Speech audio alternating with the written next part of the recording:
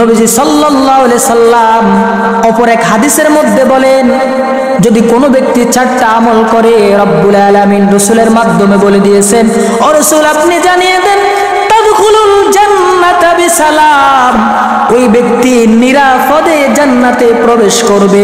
যেদিন সকলে ইয়া নাফসি করতে থাকবে, সকলে পেরেশান থাকবে, সেদিন তার কোনো পেরেশানি নাই, তার কোনো চিন্তা নাই, তার কোনো টেনশন নাই, সেই নিরাপদে আমার জান্নাতের মধ্যে প্রবেশ করবে।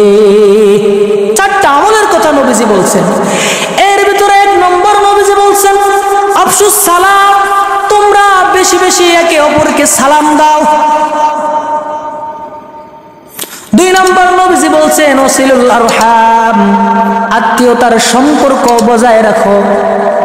3 নম্বর নবীজি বলছেন ওয়াতিমুত তাআম, মেহমানদেরকে মেহমানদারি করানো। 4 নম্বর নবীজি বলছেন ওয়াল্লাইলু বিন্নাসু নিয়াম,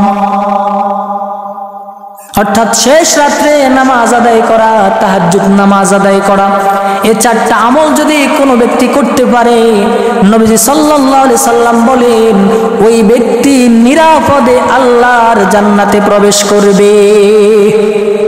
তাহলে 1 নম্বর নবীজি এখানে নিয়ে আসছেন আফসুস সালাম, বেশি বেশি সালাম প্রদান করার জন্য।